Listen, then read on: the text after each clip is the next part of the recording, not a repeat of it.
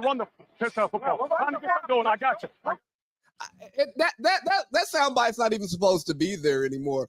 But the way we just ran the piss out of the football with Bijan, with Tyler Algier, the defense flying around, getting pressure, but not just getting pressure, getting home.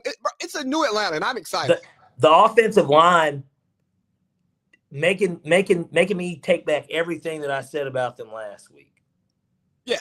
You know, look, we'll improve Zach Robinson's score, but I still really wish we would have aired it out. But I get it. It wasn't necessary this week. It wasn't necessary. So I'm not going to improve Zach Robinson's score yet because I will. If he got an F last week, I will still give him a D this. Like he passed, obviously. You know what I mean? He didn't fail this week. So I'm not giving him a great grade or anything, but he did. It was better. This game plan worked. How about that? Like it worked.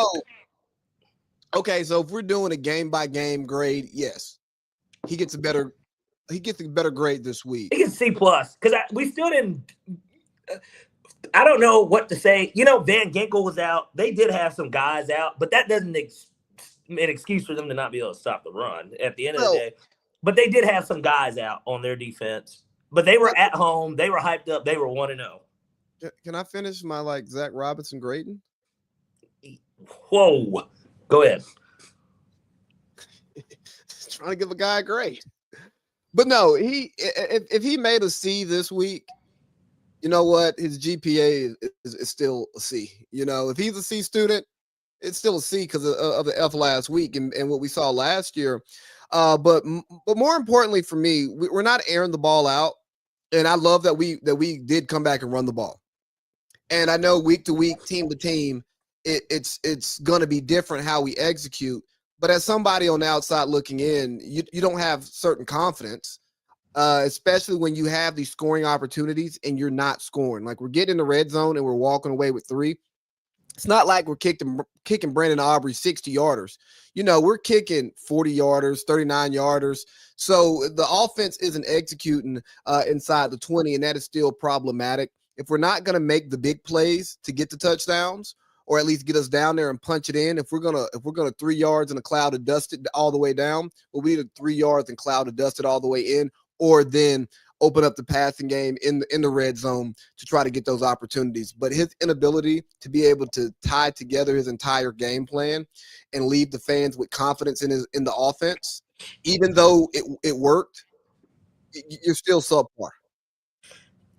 Yeah, and again, like you said, if he had a C, his grade would not help get him past out of a C as a weighted grade. Like it wouldn't change anything. It's just like if my daughter comes home and they tell me that she got a yellow face, right?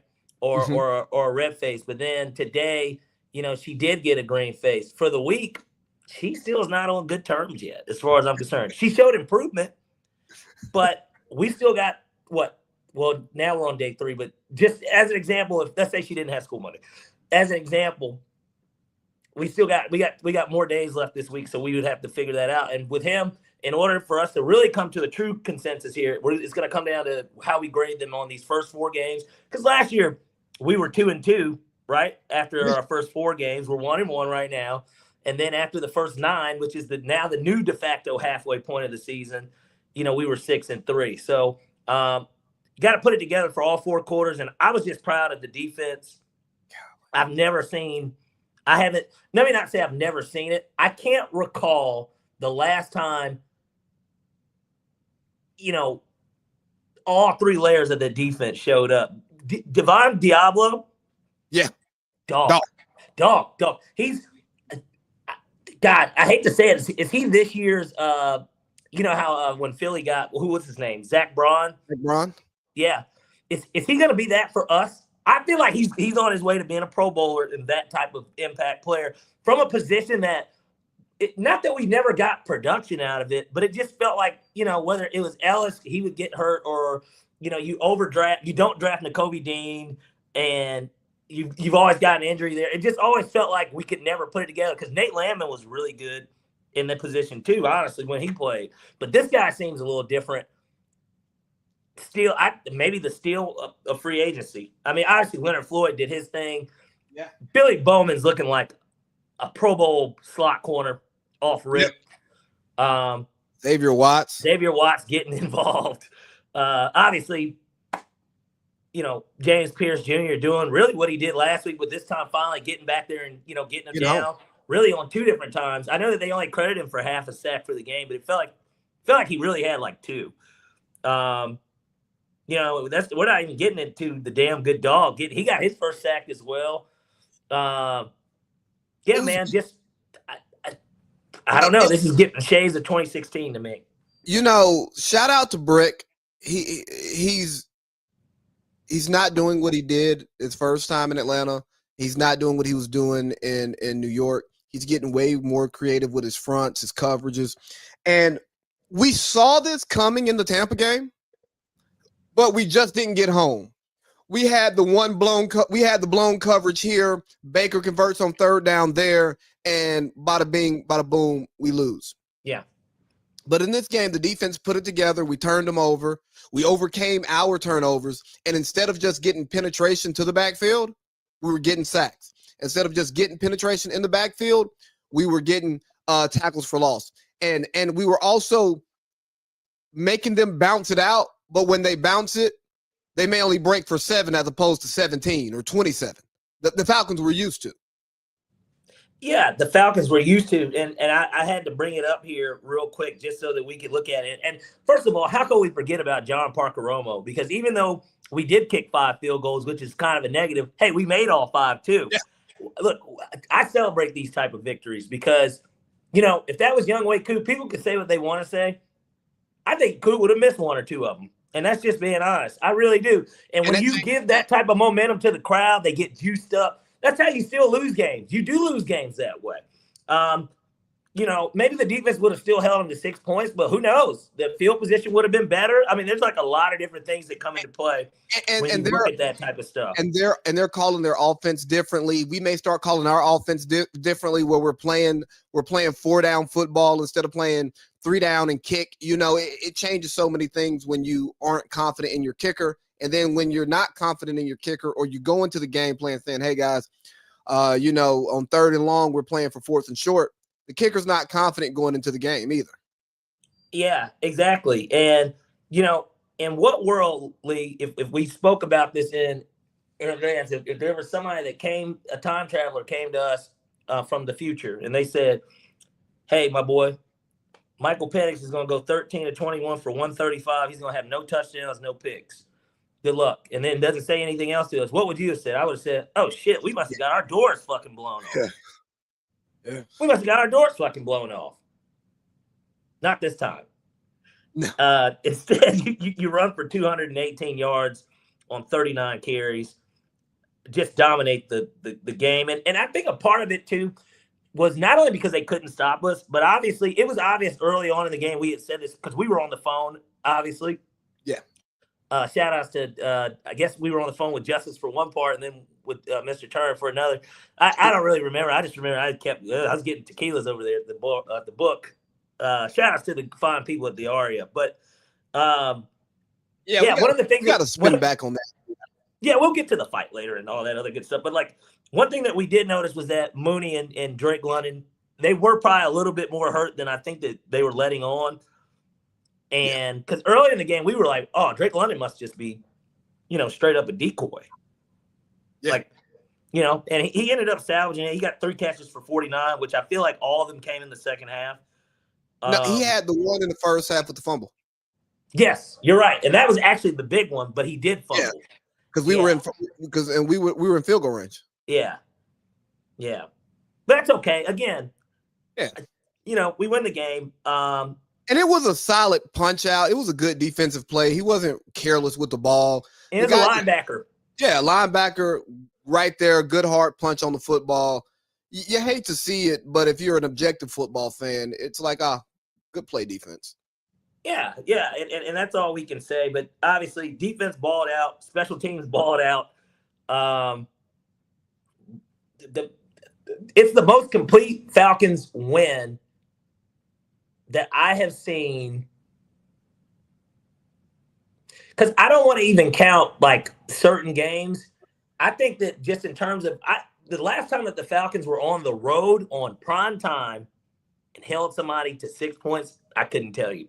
And Falcons don't play on prime time. off the well, but I'm just but it like just off the top of my head, the only thing I could think of remotely close was us maybe at home on Monday night against Peyton Manning and the Broncos. It was Peyton Manning's first road game as a Denver Bronco, and we picked him off 3 times in the first quarter. But like outside of that, I can't recall. It's been a long time. So it just feels good to finally be able to, I don't know, see a dominant defensive performance and for us to be able to possibly have a new nickname like Sacklanta. It's exciting. I picked them up in fantasy, obviously. I'm sure everybody saw that. But and Sacklanta's so fitting because, City of Atlanta talks about getting a sack. You're talking about money. Yeah. Talk about other people in Atlanta who like to get the sack, Yes.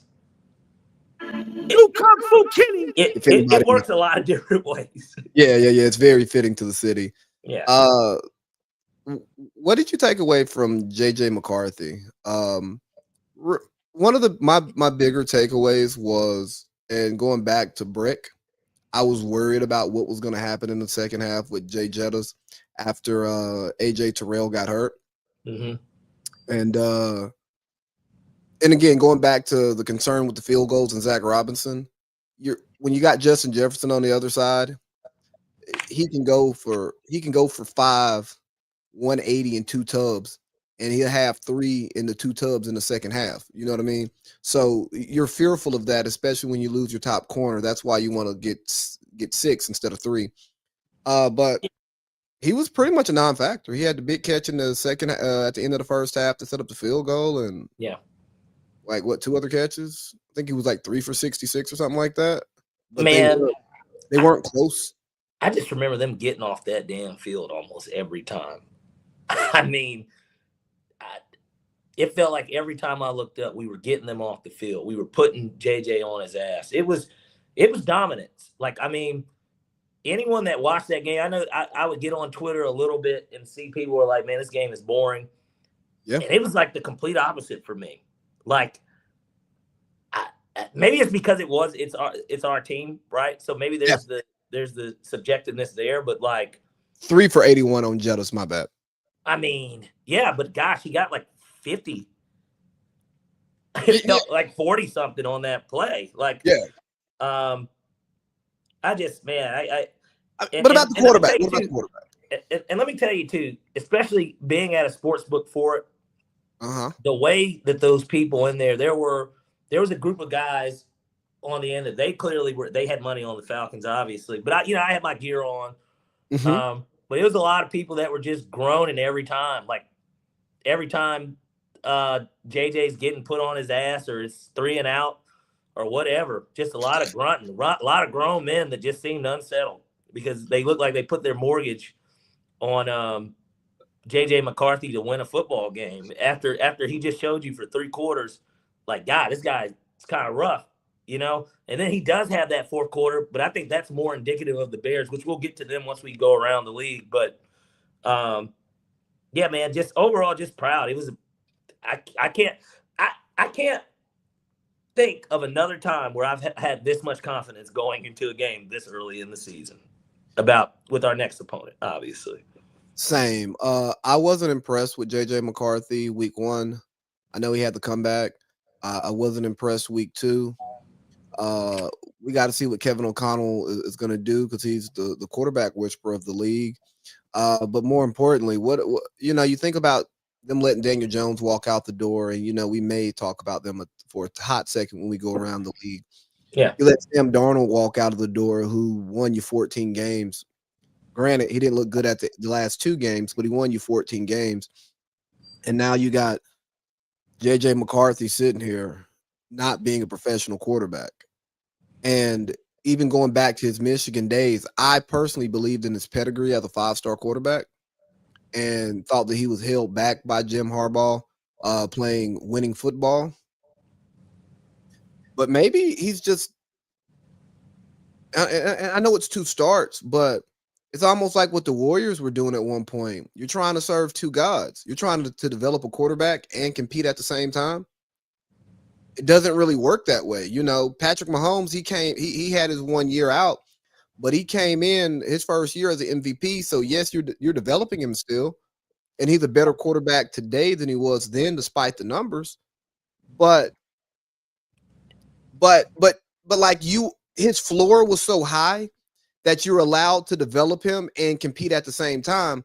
But nobody thought that about JJ McCarthy coming out. And there's nothing that he's shown us in 2 weeks, which again, Patrick Mahomes showed us this in his rookie year first start, that, we've got something cooking. There's nothing about JJ McCarthy that says, hey, he's going to step in and we can continue competing for a Super Bowl with him as as the starter in now year 2, but really his rookie year. Yeah, and I just think that now if you look at JJ, you've got 8 quarters of ball now to look at. He's about to be out 2 to 4 weeks. He just missed the whole season. His narrative right now is that he's an injury-prone quarterback. Anyways, that's what I'm thinking, because he's 2 starts in and he's already injured again, and he just missed the whole year. Minnesota, in hindsight, I know that they did want to keep Sam Darnold, but Sam also knew the writing was on the wall, and they weren't going to be able to pay him enough to. He had to leave in reality, because unless they were going to sit JJ a la Aaron Rodgers style to his Brett Favre, which they're not. They weren't going to do that with Sam Darnold. It's tough, but this is why Minnesota should have maybe kicked the tires on Aaron Rodgers. Yeah, because for one, it would have, completed the Brett Favre arc. Let's start there. I think that would have just been entertaining in general, the idea that Aaron Rodgers and Brett Favre damn near do the same thing. But 2, you knew that Aaron was only going to play for a year. He would have fit better in O'Connell's offense than Smith's offense anyways.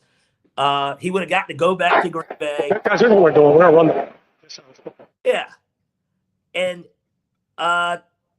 it just would have been a little bit better of a fit. And I think that JJ could have used a guy like Aaron Rodgers as, for a true, even though he redshirted his rookie year due to injury, he could have still redshirted again. Yeah. And in worst case, if Aaron Rodgers was garbage, then Aaron gets benched. I mean, they did it for Brett Favre. Brett Favre got benched at the end of his time in Minnesota. They put Christian Ponder in the game. But probably a mistake within itself, but whatever. People believed in Christian Ponder, but as we kind of close out this JJ McCarthy piece, because we don't care about breaking down the Vikings, and we get ready to go around the league with it. Wrong one, my bad. But as we get ready to go around the league.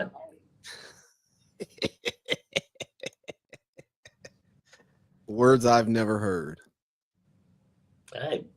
But no, I didn't say it. She did. But nah. What really hurt me, late Sunday night, Monday morning, Monday afternoon, as I was starting to listen to, my football shows, watching my team just have an absolutely just stunning defensive performance on primetime. We're talking about the problems with Denver. We're talking about, or not Denver, with Minnesota. We're talking about Russell Wilson throwing for 450 yards. We're talking about Lamar Jackson having a good game, but Derrick Henry not running. We're talking about Caleb Williams being the problem in Chicago, even though Ryan Poles is still the GM and they gave up 50 points. We're looking forward to Monday Night Football. It's just everything. But, we're talking about Shedeur. We got some shows talking about Shedeur Sanders being a backup versus being a scout team quarterback versus being a starter and saying no to Baltimore and then going to Cleveland. We got all these different storylines. Sometimes, and I remember back to our Super Bowl season, it took us forever to get put in people's top 10 in their power rankings. It took them forever for them to start talking about this historic offense that we were watching. And sometimes, can we just get the national media to glaze our team? No, we can't. We can't get it because there is, for whatever reason, a narrative, whether it's the idea that, you know, which wouldn't be false in a certain kind of way. You know, we're not one of the big market teams. And we're certainly not one of the traditional teams, but I agree with you in a sense of, hold on, is everybody going to act like that wasn't the best defensive performance so far this season out of any team in any game? We've had 2 weeks of every team playing. That was by far the best. And I haven't watched every game, but it was. We know that it was. That it was on par with how bad Miami looked against the Colts, no doubt. Like, hey, and a damn near on the road, a damn near rookie quarterback in a hostile environment, and we just ran the piss out of the football down Brian Flores's throat. A top 3 defensive coach. Yeah, somebody who's regarded as one of the best defensive minds in the league. The architect behind the guy who stopped the Sean McVay offense in the Super Bowl. Yeah, that was Bill and B-Flow. And B-Flow, and B-Flow, he was involved in 28-3. Like, B-Flow's a guy. Yeah. And well respected. and we can't get anything. I mean, I got to hear about Tua. I got to hear about Mike McDaniels just looking despondent at the presser. At the presser. Yeah. Mike McDaniels is going to be wearing one of these shirts in a few months calling plays. Why are we talking? Like, let's talk about the home he's going to instead of just acting like it doesn't exist. I mean, yeah. Yeah, no, I'm with you 100%. And I agree. It was kind of just like that Super Bowl year. You know what it was is it took those last 4 games for the Falcons to really get talked about. Because even the MVP, Matt Ryan wasn't really in it until those 4 games because everybody was like, gosh, is Brady really going to win it after missing 4 games? Mm-hmm. But the Falcons blow after the Kansas City game, because that was a game we should have won. Matt played really well, but literally his 2 turnovers cost us the game. Pick 6 and a pick 6 2-point conversion. Eric Berry. And they weren't really one of them. He made a hell of a play too. He made some great plays on. He did. No, they weren't telegraph passes. But and Eric Berry playing against the Falcons, that game means something. Back home, cancer diagnosed. Like, yeah, it was all set up. But nonetheless, we blow everybody out those next 4 games. Vic Beasley gets the sack. Like everything comes together at the end of that. And then everybody's like, because those numbers weren't inflated. Even at 7-5, the offense was historically great. We just were 7-5. But we close out the season strong. We get that number 2 seed. Dallas fucking wets the bed. Everything kind of aligns. We get to avenge, beating Seattle again in the playoffs. You get to avenge getting to Aaron Rodgers, and it sets up, for a perfect little ending for us there. That wasn't so perfect at the end, but yeah. But I don't think we'll ever get that national media attention that we deserve. And the worst part about it is they don't even watch our games. Wait until we beat Buffalo on Monday Night Football. That's when everybody will talk about us. Because they're going to come into that game undefeated. Yeah, I hope so. They are. No, look, you saw the schedule. Yeah, I know. I'm saying I hope so. They're not dropping one of those games. They shouldn't drop one of those games, and I damn sure don't want to catch them after they drop one of them. I want them undefeated. I don't want them to lose the week before us because niggas might leave the top of the 3rd quarter. Right. But you remember, I think I texted you, and I forgot what the analysis was that Rodney Harrison was making. But I was like, this guy doesn't watch Falcons at all. Like he does not watch us one bit. Yeah. Your analysis is not aligned with somebody who's aware of what goes on in it. This was post game, right? No, this was pregame. So, okay. I know what you're talking about then. I saw it too. And I was thinking to myself, man, what the fuck? What is he talking about? Like, what is he talking about?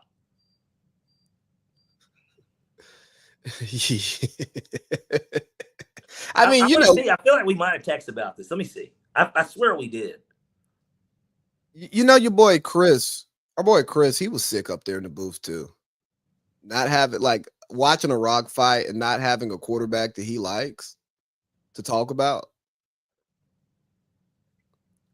Chris, he probably called the big guys and said, hey, don't give me this anymore. Right. he's like, look, I get it, guys. He's like, because they were, the way that game was getting hyped up was basically national championship rematch. Yeah. As if they had just played in the national championship when that national championship was still, 2 years technically ago. 2 national championships ago. So I don't know. But yeah, I bet Chris, he probably pulled out a pack of cools. He talked with the head guys and he's like, look, what's the guy got to do to get some serious work around here? Huh? What is this? Chris, we gave you Baltimore Buffalo last week. My God. Yeah, I want some more of that. He's like, I don't get what they got. He's like, I don't give a rat's ass. He's like, well, look at what I got next week. He's like, yeah, I get to talk a shit ton about Patrick, but we got 2 0-2 teams, guys. I mean, Russell Wilson. Here's a guy. Here's a guy who threw for 400 yards last week. And somehow still lost his team the game. Yeah, which I guess, we can close out on the Falcons first and kind of get to around the league. I enjoyed that game. That game was honestly super entertaining to watch. But, yeah, it was. And of course, I had Malik Neighbors, so it was, even better for me. But I had Brendan Talk about a dog, by the way. That boy is serious. Yeah. He really is, though. I mean, I had him in fantasy last year, and he was great. And maybe I should have took him this year instead of Justin Jefferson. You guys, everybody, I got him in the second round. I mean, didn't you have the first pick of the second round? No. Okay. Yeah. I picked like 4th. Yeah, I probably should have taken him over Justin Jefferson because J.J. McCarthy is Bunzo. Yeah. But not Dunzo, but Bunzo. But I was texting you during that game, and Brian Schottenheimer, he has Dallas playing good football. They could easily be 0-2. They could easily be 2-0. Dak is looking like almost MVP Dak. CD is looking like an offensive player of the year. They got a run game. Javonte Williams is running the ball. Miles Sanders is running the ball like a professional. George Pickens. Hey, let me tell you something about George Pickens. George Pickens is turning. He's making a turn in his career because on the one play where Dak threw the incomplete, but he got hit, and it could have been a fumble. George Pickens picked the ball up and started running. And we talk about him loafing and not blocking and not running his routes. But to make a savvy play like that to ensure that if that is still a live ball, it's ours and we're advancing the ball, or even at the worst to stop them from possibly recovering it, and then they review it. And, they may not give you the extra yards you got, but they'll give you the fumble and the recovery because that was still in the live period. Mm-hmm. No. He made sure that didn't happen. And that was a savvy move that you won't pick up on watching the game or looking at the Josh score or watching Red Zone with commercials. You got to watch football. And I really appreciated that play out of George Pickens. Shout out to Kirby. Shout out to Mike T. Shout out to Brian Schottenheimer. Whoever put that bug in his ear and whatever has this fire in him burning, probably a contract year. I would say it's money. Whatever it is, I'm happy to see it because George Pickens is most of what they say about him, but I don't think that affects football as much as they say it does. He's also as talented as everybody says he is too, though. And you can't forget that. But B Shot, talk about the cojones on this guy. I'm looking at it. I'm telling. So true story. Because I think I did tell you this maybe, right? So I'm watching the Cowboys game, and no, I'm not friends with him. He literally just happened to be there, guys. But this is a true story. I'm watching the game with Chauncey Billups, right? Oh, yeah, you told me that. Yeah, no, seriously. Him, it looked like his wife. I've got Demi with me. There's like a lot of stuff going on. And so a little double. No. There were other people there too, but these were the main players. And so, nonetheless, we're sitting there. There was this white woman that was sitting there too, that was sitting at our table with us because she was like, "Can I just sit with you?" I was like, "Yeah, she's a Cowboys fan. She's from Plano. Okay, a little fifth wheel action. Sure. And so, but yeah, we're sitting there, we're talking ball, and then at the end, we're like, okay, they got to kind of throw the ball here, and then they run it with Javonte Williams for 3 yards, and you're kind of like, wow, why would you do that? Like, I'm like, yeah, I know Aubrey's got the leg, but why are we setting up to do a 64-yard? Why don't we just throw the ball and try and get it to 60, 58, 59? Talk the cojones on B shot to do that, to run that run play, knowing that he was already in field goal range anyway. Like, oh my God. Some of the nerds said that kick looked like it would have been. He might have made it from 70 for real. No, they said like 75. Yeah. He says he can kick from 70. You know, he's the best kicker in the NFL. Felt and I don't think it's close. A failed MLS soccer player who decided to go out and just start kicking because his wife said, I think you can do that, and plays in the spring league. And I think I put this in a text, or maybe I put it in the notes as a note to talk about when we got to this game. But shout out to Dallas and what their front office is doing. Yes, they don't handle the big contracts well, but when it comes to finding talent that produces in the NFL, you got Turpin, who is a starter. He's not even their kick returner anymore. He's a punt returner and an offensive slot starter. Yeah. They got him out of the spring league. Brendan Aubrey, best kicker in the league. Replaced Massage Me Down. You know, they got him from the spring football league. And as much as we pile on the Cowboys and the things that they do, maybe they didn't need to pay Micah Parsons all of that money based on the way this roster is functioning now. Yes, they need help on defense, but the price that you would pay Micah is going to tie up so much money that, shit, you may not be able to make the moves you need to make next year where you're actually looking to contend. Because we don't think Dallas is trying to contend this year, but based on the way they're playing, the way they look like a wild card team to me. Yeah. I said contend. Like that secondary is not contending for anything. No, for sure. But we agree though, right? Like they look like a wild card team. Yeah. You know, somebody said like a wild card team that you might not want to play. Yeah, no, you don't want to play them, but you can't count on them to win because you can throw for 450 on them. Russ got a career high. Look, I get that, but you know, and that is kind of crazy to say in big 2025, Russell Wilson's getting career highs in yards. But hey, he's got two guys that can zoom. Zoom. Malik Neighbors, Wan'Dale Robinson, them dudes were moving down the field. So free Jalen Hyatt. We'll get to the Power T a little bit later. What's any other super interesting game? I mean, I didn't get to really watch this game because the Cowboys game was more important, and of course Chiefs Eagles. I mean, but that Colts Broncos game, I saw none of it. I just know that the Broncos broke a rule trying to block the field goal. Yeah, and it moved up, and then they made it and won. And some people were complaining about it, but it is in the rule book. Did you just take that from Space Jam? I did. You know, it's the way you said. Because who said that? Marvin the Martian? No, one of the aliens from Moral Mountain. Okay. Yeah. Okay. Yeah. Because when Bugs wrote the shit up real quick before they conquered Looney Tune Land, he was like, "It is in the rule book." All right. Great callback. I used to say that at work, and when I knew that I was getting old, was like when I first got in the military, there would be like one or two people who would get it. But then as I was saying it in like year 10, nobody got it. Well, everybody was just like, man, what's this nigga talking about? Like, basically. But I caught it immediately. That's why I'm like. And I'm like, y'all seen Space Jam? They're like, yeah, I mean, like once or twice. I'm like, oh, nigga, you don't like know Space Jam like word for word?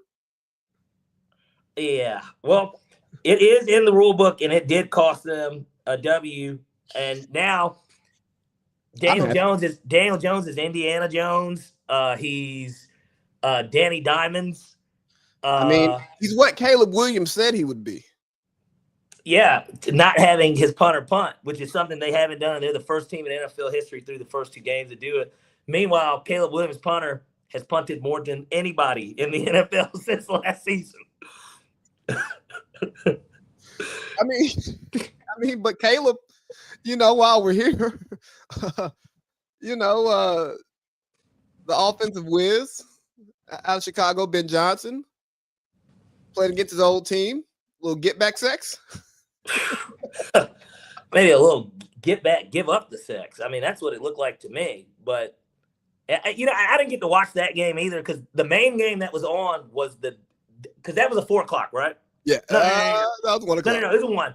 The Dallas game was like the Dallas game and the Baltimore game is what they were playing in Alabama. Well, yeah, mainly they had other games on, but the sound and shit, it was for that game. Yeah, because it's the Cowboys. Yeah, and then Baltimore on the other. Yeah, Vegas follows the money. Right. But my takeaway from Chicago is less about the game because I didn't watch it. But I struggle to blame a game on a quarterback who I'm not a huge fan of his game. I don't know the guy. When you give up 50 points, the lead story should not be is Caleb Williams and Ben Johnson the right fit. And then you talk about, oh, Caleb looks great in the first 10 plays, first 15, but then he falls apart the rest of the game. And I'm going, okay, well, where's the coaching aspect of that? Because if you're a coach, you are supposed to coach your players, whether it's coach the bad habits out of them or coach around their bad habits to bring out the best of them. So again, I don't like blaming the second-year player. Give him blame for what he does wrong. Like, I don't like the way he plays quarterback. He doesn't throw the ball on time, on target. He likes to extend plays all the time. He doesn't really turn the ball over either like that. No, he doesn't. He just takes sacks and throws the ball into the dirt. He struggled with accuracy at USC. These are not his warts were pimples in college. And then finally, Ben Johnson comes out and says that we're not having Super Bowl level practices. Well, Ben wouldn't know anything about that anyways, for what it's worth. But I get what he's saying, I guess. But Ben, I tell you what, he does know what it doesn't look. He knows what it doesn't look like. That's right, sure. Ben. If your team is not practicing at a high enough level, that's a you problem. You can't replace the whole team. So, coach better. Create a culture that they're going to buy into. Don't be so rigid. I'm not saying you are. But whatever you're doing, if you're not getting that level of practice and you got to talk to the media about it, don't just look at the players because, yes, they're independent contractors who should be, for nothing else, do what they should do to compete for their next contract. Like, who cares about the team winning? Who cares about stats? No. You should be doing what you need to do in order to continue to get paid doing it. But Ben Johnson, because he's a media darling, they love him. He's a brainiac. He has all these great plays and stuff. Yeah, he's the next offensive guru. Yeah. And we always want to crown these new coaches. But Ben Johnson shouldn't be getting passes. Ben Johnson should have his feet held to the fire too. Ben Johnson should be talked about like, hey, man, he doesn't have the most coaching experience. Maybe he should have brought in a Grizzly offensive coordinator who used to be a head coach who he can rely on to help coach him. One thing Mike Lombardi talked a lot about when talking about coaching, hey, who's coaching the coaches? We know that the coaches are coaching the players, but who's coaching the coaches to make sure that they are coaching to a high enough standard to ensure that the players are meeting the standard? Because sometimes the players don't meet the standard because the coaches don't establish the standard and hold the players to that standard because their head coach is just calling plays and working on the offense, but he's not in the defensive meeting rooms telling his D-line coach what he needs from him to make sure that his defensive line is doing what it's supposed to do so that the linebackers can do what they're supposed to do so the DBs can cover and so his DC can call the right plays to get his offense back on the field so we can score points and win games. Well, and that's why the CEO head coach has had much more longevity and success in the NFL. When you look at those type of guys, you look at John Harbaugh, right? What is he? He's like a CEO type head coach. Mike Tomlin, CEO type head coach. Shit, Jim Harbaugh, CEO. Yeah, and his background is offense, but normally he's always had strong defenses, which is the crazy part. If you really look at it. And he doesn't have flashy. Jim doesn't have flashy offenses. Even when he scores a lot of points, It's not pretty. Yeah. You know, I Brett mean, Roman at OC or yeah. yeah, like, typically those are the coaches that have much more longevity. Even Andy Reid, right?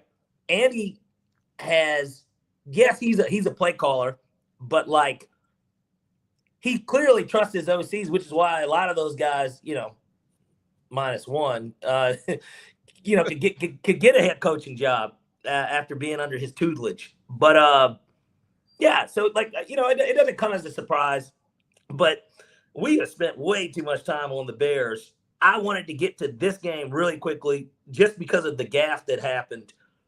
Caleb Johnson for the Steelers. Okay. You saw it, right? The kick return. Yeah. So I guess I'm trying to figure out whose fault is that? Because if he's saying he didn't know that was the rule, it's his fault. okay, And it's everybody's fault. That cost him the game, literally. Yeah, no, it's everybody's fault because the head coach should ensure that the special teams coach is teaching it. The special teams coach should ensure that every player on kickoff return, no matter if you're the front line or you're the returner, should know that, hey, this ball is live until it goes out of the field of play. So if it goes into the end zone, it's a live ball. You can't advance it, but it's a live ball. These are things that I knew before I took an officiating course. Right. And I think as a player, you should know the rules have a good grasp of the rules. But more importantly, you should know the rules that are relevant to your job on the team. On the team. If you're a kick returner, you should absolutely know the fucking rules. Exactly. Anybody on special teams. Exactly. Like, and again, Aaron Rodgers doesn't have to know because he's never going to be on special teams. But I bet he knew. Yeah, of course he knew. But I'm saying he doesn't have to know. Like DK Metcalf doesn't really have to know if he doesn't want to. It doesn't affect him. I think though that he was coached properly because he's not the kick returner anymore, or the story is saying that he's getting benched. So if the story, he might not touch the field like Gainwell is RB2. You know, Ty Warren RB1. Like I don't think he's going to see the field anymore. Yeah, no, and that was his opportunity to try to get some running back reps, but you make that mistake. Hey, and even if you didn't know, just say you knew. Because if you're making your coaching staff look bad, whether it's true or not, and you're a rookie, it's not going to work out well for you. You know, you're not Aaron Rodgers. You're not Big Ben when he was there in his prime. You're not a foundational piece here who can call people out and potentially piss people off in the building. Yeah. And still be able to come back to that building and go to your locker and get all of the perks. You know what I mean? Like if TJ Watt comes out and criticizes what's going on in Pittsburgh, you know, I would say, hey, how about you get some sacks? You know, but New Kung Fu Kenny. But at the same time, he's getting paid $40 million. He ain't going nowhere. That's too much dead cap. Hey, doesn't it feel so good to know that there's somebody on a Steelers defense getting $40 million a year on that line, and our whole D line combined probably not getting $40 million combined. Oh yeah, but we're able to affect the passer and get pressure and put him on the fucking ground. Like I don't know. I mean, look at what the Jets did last week, but look what they did to the Steelers. That defense sucks. Oh yeah, Steelers defense is bad. Is what this is. That's all it is. It's not a good defense. And Jalen Ramsey apparently hasn't really played bad, but you know they're moving him around. He's older. Slay is on the. I know he's one of the other corners. He is old, and he was getting cooked in Philly, which is why Philly just let him walk because it's just kind of like, oh yeah, this guy's his best days are behind him. You know, I was talking to a Steelers fan about it, and he was saying the problem is that yes, Jalen is a good cornerback too, and a good utility player, but they don't have a legitimate cornerback one. And then you got Porter in the slot, or wherever because Jalen plays in the slot too. Sometimes it's you're asking Slay to be a guy that he's not anymore.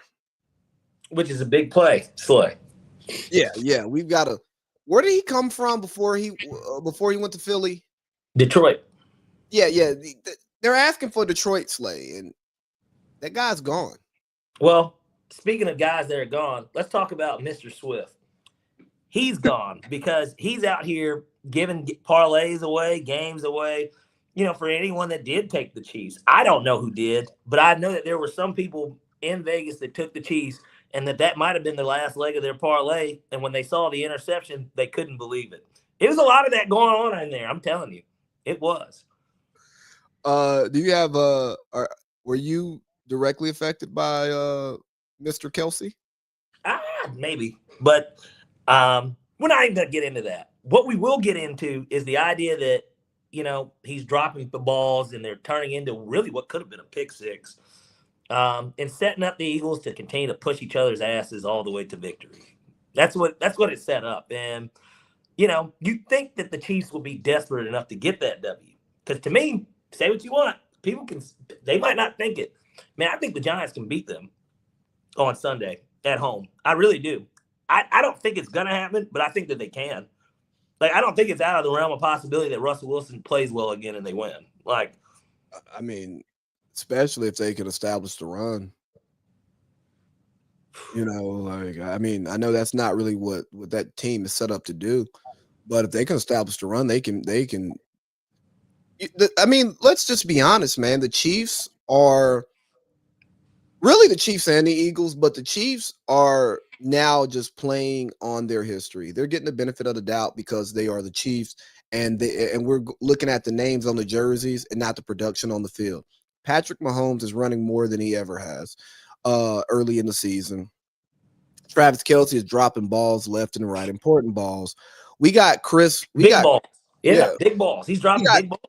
We got Chris Jones yelling at Jalen Hurts saying, "You ain't even get 100 yards. Hey, big dog, we're winning. You're fucking and I just beat you in the Super Bowl." So it would have been different if the Chiefs won the Super Bowl and he said that, like, man, you ain't get 100 yards, bro. Like, yeah, you doing all this popping, but like, we beat y'all when it matters.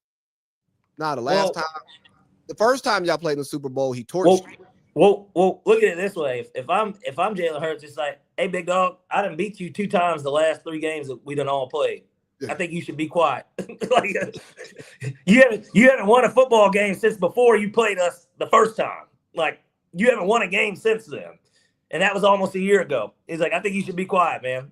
Like, as a matter of fact, I think you should stop me then. Like, stop everybody else.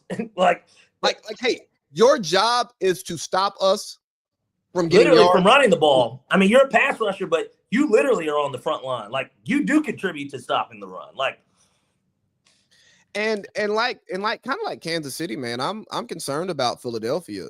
No passing touchdowns. AJ Brown 5 catches for 36 yards, and I'm not gonna go on the AJ Brown should want out or AJ Brown wants out. Which, I mean, if I were him, I would want out. I already got my ring. I got my money. I want to put up stats. Right. But and for me, it's not a good. I'm concerned. Where I didn't like what Zach Robinson called, but again, we got injuries, on our receivers. Yeah. I don't like it, but Penix essentially threw for 300 in week 1. You know what I mean? Yeah, and we were. I mean. Again, it just wasn't necessary. Like, as much as I wanted to see him just peel back and just do it, he didn't have to. He literally didn't have to. But the Eagles haven't been able to pass the ball. And that's going to be a problem when they play a team that actually jumps out on them. Exactly. And I think we're going to give them the benefit of the doubt because of their roster, because of the organization, and they've earned it. But if we're just looking at this season and we want to make these snap 2-week decisions, Philly might win that division, but they're not putting fear in anybody. I think our Tampa Bay game, call me biased, by week 10 is going to look totally different to the league. Yeah. Because I think Tampa Bay is really freaking good. Tampa Bay's got a chance to start. I just looked ahead. They've got a chance to start 4-0. I mean, they get the Jets this week, and then next week they do play Philly, but the game's in Tampa. So they can start 4-0. Yeah. They beat Tampa last year in Tampa. Yeah, you mean Philly, yeah. But they beat them. But in the regular season early in the year. And in our and they beat them in the playoffs too. The last time the Eagles lost a playoff game. That's who beat them. Yeah. So and I told you I think Tampa wins the division, but I think we're a wild card team. So Tampa's good. Yeah. Tampa could it. And golly, I'm not glazing Tampa, but maybe I am. Would you be shocked if Tampa made the conference championship this year? Like, take Falcons bias out of it. No, because they're already starting off on the wrong foot in terms of injury-wise. So they're only going to get healthier and better with the players that they do have out. So, no, I wouldn't be surprised if they went to the NFC Championship game. No. I mean, statistically, Baker is a top 5 quarterback since he's been in Tampa, and he actually has wins and playoff wins to back it up. Baker's a top 5 quarterback in this league, and we're not giving him enough credit because of how he started. And I was telling a friend earlier, I remember I looked at Baker as being a 3rd-round pick coming out, but a guy who would, not start for a couple of years and then end up being a pretty good quarterback. Now, I didn't think he'd be this good, but that's kind of who Baker is. And we just automatically insert Joe Burrow into this top 4, and he's solidified, and there's no argument for him. But he's down again. He's out he's out for the season. Yeah, damn near. Damn near. I mean, if he's not going to be back, and then even with that injury, the way they made it sound is that it would probably be more than that because he's still got to get, reset back up to do it. Yeah. So he's out the year. Cincinnati, give us a call. Give us a call if you got a little bit of money, a little bit of, decent little pick. We got a guy for you that can help save because they 2-0. So it ain't like they 0-2 like they have in the past few years with him going down. They're 2-0, so they still are, can be a team. Yeah, yeah. And if he truly needs that amount of time to get better, he can be back in time for the playoffs, which is when you really want him anyway. So we got a guy. Yeah, we'll take a 4. We'll eat some of that cap too. Hey, we got a guy. But if not anything less than that, though. Honestly, I wouldn't do it because our season is promising. And if Michael Penix were to get hurt, I would like to have Kirk Cousins in the game. So I don't want Felipe Franks moving from tight end. Correct. Or instead. You saw Desmond Ritter, actually. He got somebody signed him. Why? It wasn't Cincinnati. I think Minnesota signed him to be the backup. Good for them. Yeah, good. They're like, can you do what JJ did against the Falcons? And he's like, I can try. He's just like, no, we know you can. They're like, good. Come on, son. Welcome to the team. So I want to go on record and say there is no longer a big 3 quarterbacks in the NFL. Joe Burrow, I don't care about his talent. I don't care about the 2 playoff runs he went on. He's no longer big 3. I mean, he's no longer big 4, top 4 Mount Rushmore as we speak today. He can't be in that. He can't be in that conversation because your best ability is availability. And if I've got in 5-year career, if I've missed 2 whole seasons from you, I can't comfortably and responsibly build around that for such a key cog in what we do. And it's no knock on his talent. I like Joe Burrow more than I like quarterbacks who are Josh Allen. Yeah, I love Joe Burrow. Me too. Yeah, he's a guy to me. If Lamar was not black, I probably would like Joe Burrow more than I like Lamar. You know what I'm saying? I'm just gonna throw my biases. Throw that out there, Lee. Well, people who listen, they could probably glean that. Yeah, they know where you're coming from. But I can't have him there anymore because he's not available. Dak Prescott 2 years ago finished 2nd in MVP. Dak's playing like an MVP. Baker threw for 40 touchdowns and 5,000 yards last year? Yeah. Won his division 2 years in a row. You know what I'm saying? Matthew Stafford is throwing sidearm no looks. Got Devontae looking like Devontae of old. He got 100 out of Devontae, 100 out of Puka. Like, he's still slinging it. Goff, I don't like his game, but it works. It's great. Hey, he's still throwing that bitch too. At the end of the day, but yeah, I'm with you though. Those guys they're available and they're doing it, and they're winning football games. Yeah, So true. We've talked an hour NFL. Where you want to go next? Because we love ball. We're ball lovers here. You kung fu kitty. Honestly, we got to stay football. I'm surprised you don't have any of your Tennessee memorabilia around there. But just look, I'm just looking. Oh, you can't see it in the camera. It hangs where it always hangs. Okay, out of the view of all the Atlanta stuff, I get it. Yeah, to me, typical Tennessee. That's the true power in the T. It's typical. That's exactly what Tennessee does, and nobody should be surprised by that. Yeah. Georgia gets it done. Gunner plays big down the stretch. Kirby does what Kirby does, and that's beat Tennessee. Yeah, I mean, it was a hell of a game. I was supposed to be at an event, and I stayed in the truck for a very long time watching this game. Georgia had me worried, because Tennessee did have us on the ropes. Shout out to on it early, no doubt. Yeah. Shout out to the quarterback, man. Nico, could have been you. He was throwing the ball all over the yard. But I'll tell you, that was the third leg of a great Georgia sports weekend. Yeah, all the way around. I mean, the Atlanta Dream won. Let me not say Georgia sports. Let me say Adam Lee or AC Lee sports weekend. We get a Tech win because I root for Tech to be good. I'm not a Tech fan. Yeah. We get a big Which loss. was the more important win, them beating Clemson. That's a signature win. And in that, somebody lost who we'll get to in a little, just real quick. We'll get to him in a second. I like to see him lose. Yeah.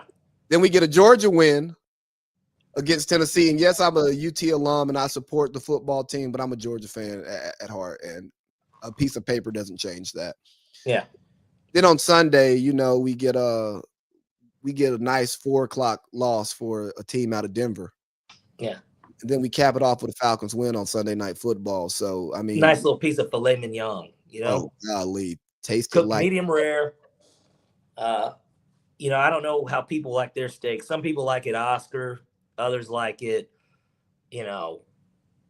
fucking lobster tail on top. Some people like prawns. Some people just like the truffle butter or whatever. However you like your steak. That's what we got Sunday night. Yeah. Yeah. But shout out to Georgia Tech, man. I like what they're doing over there. And unfortunately, you probably won't have a coach, the same coach next year. Especially if old Billy Nape keeps it up. Oh yeah, Brent. Well, but Brent Key is a Tech guy. I think it would have to take a lot of money to make him want to leave his alma mater. I think the money and the resources that he get in Gainesville, it's more than enough. I'm just saying. I mean, I know that Georgia's a little different. Just like Kirby's never leaving Georgia. Like there is the Alabama job. There is no job that's going to make Kirby leave Georgia. Like so, yeah, but Georgia I know Tech Tech is different, but I'm just saying with Key. I get it. The resources is just different, but Bobby Dodd stayed at Georgia Tech for a long time. He's a UT guy, but yeah, no, I mean it ought to. Oops, my bad. All good. I'm pressing the wrong buttons over here. Lee, I was gonna say something. I'm not gonna say it because we're on air. I'm gonna say it off air. It would have been a really funny joke, and only people that have seen Family Guy would have gotten it. But nonetheless, can you put it in the private chat? Yeah, and honestly, if I could find the video, I'd rather even send that to you. I had a funny interaction yesterday where I was able to pull out the Family Guy butt scratcher. A joke in real time, like having a conversation. I was able to pull up that little YouTube video, and it worked. Let's see what we got. This was said in a Family Guy episode, and I forgot who he was talking about. He's like that's and Peter is who said it, but it was funny. But Bro, I was watching this weekend. I was somehow ended up watching like deleted Family Guy scenes that never aired, yeah, and like some Family Guy's most racist jokes compilation. probably ridiculous. Oh, it's ridiculous. Yeah, It is nasty work. But Dabo's 1-2, unranked. unranked, very defensive with the media. I'm sure. I wonder if he did his radio show this week. I don't know. Did he? I don't know, but I know some people from Clemson, despite their ACC ties. Clemson is SEC light, and I think some of them may have called in to the good old Paul Feinbaum show. Yeah. Yeah. I know a lot of those guys, they do try and get on. Hold on. Let's try this again. Let's see if we can get old Feinbaum on.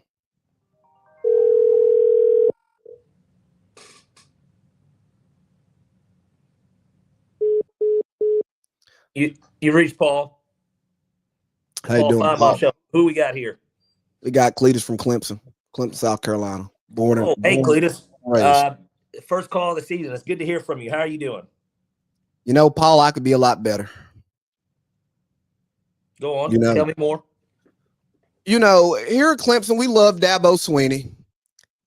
He's brought us back to glory. We hear what he does. We see what he's done. He talks down to us and say, "Hey, won this conference pretty much every year. 2 national championships. This, that. Trevor Lawrence, he whose name we do not say in Clemson, greatest quarterback in Clemson history, Deshaun Watson." See, I still love Deshaun because I'm from Clemson. I'm a Clemson guy.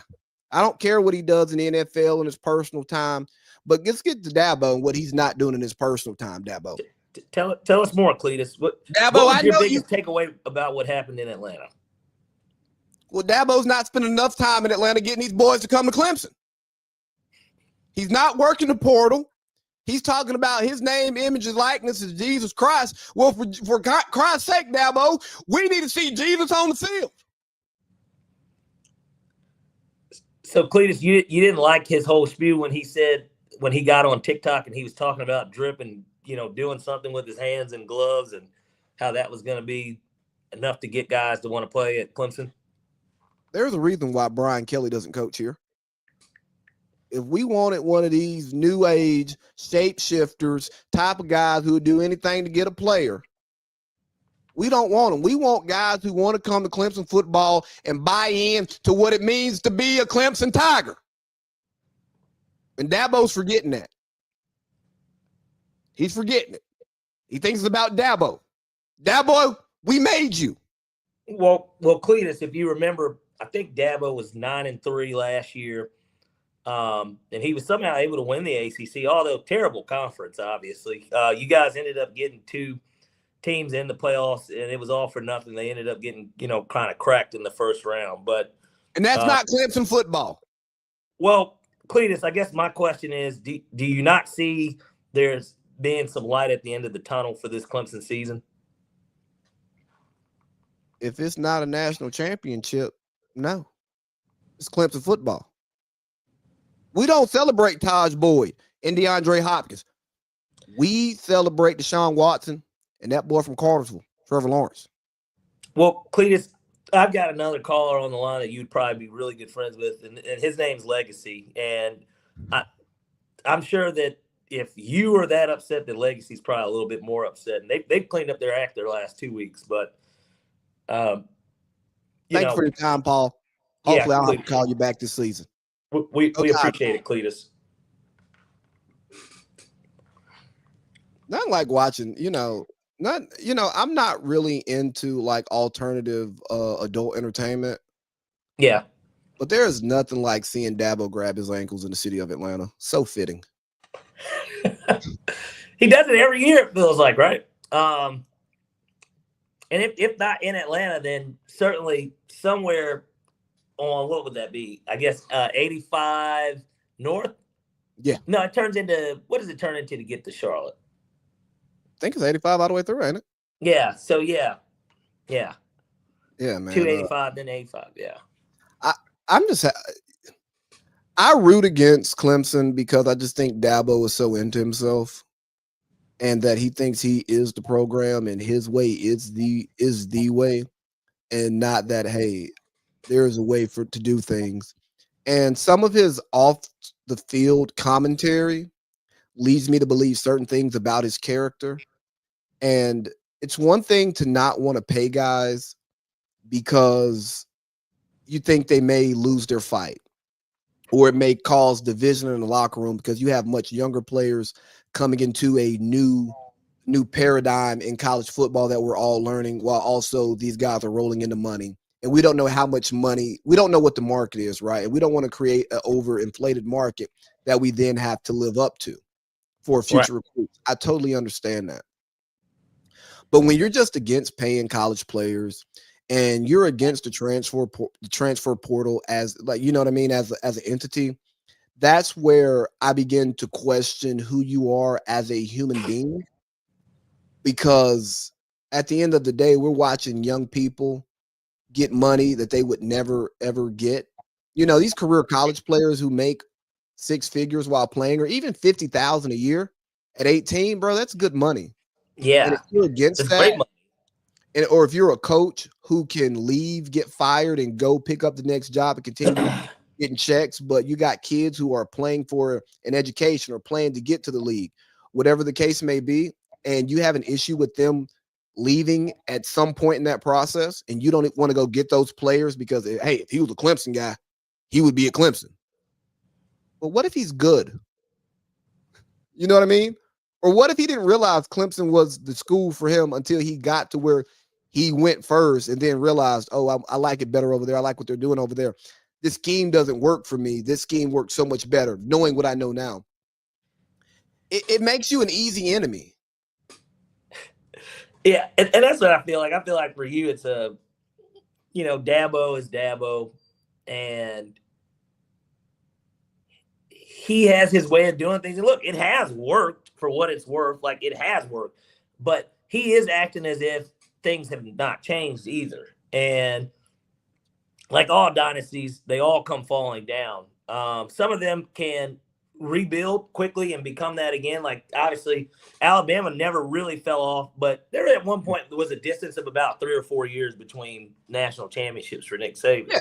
Even so, like, it happens to the best of us regardless. But either way, he's on TikTok.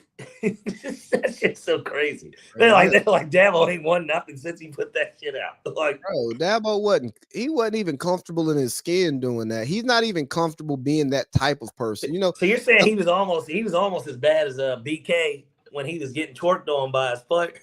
No, because I think BK is willing to do those things to get players. Yeah. And try to fit in. Dabo's not a fit in guy. He's a Dabo guy.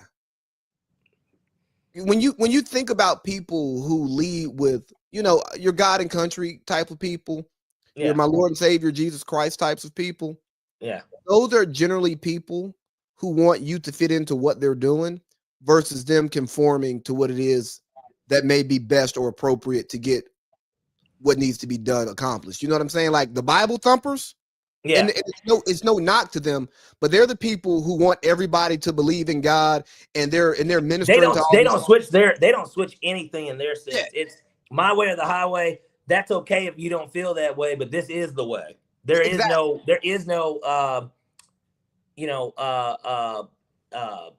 meeting halfway on this type of thing. We're Christian guys. We grew up in church, all of that stuff. Both of our dads are in ministry. Yeah. We have close friends. Like, I know one in our group, and I have another close friend in another group who are atheists. Yeah. I don't shy away about talking religion to them, but I'm also not going to invite them to church.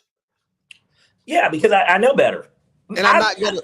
I've been privy enough to be at church with the one in a specific group. But so I've got to see what that looks like. And dog, it don't matter how I feel. I don't want any parts of that. Not at church. I don't like. No, exactly.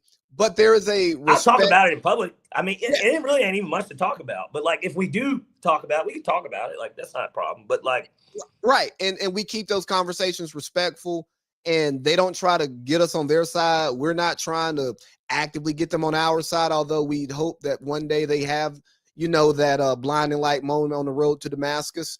Yeah. But we're not going to create these hard lines and make it uncomfortable or just not rock with somebody.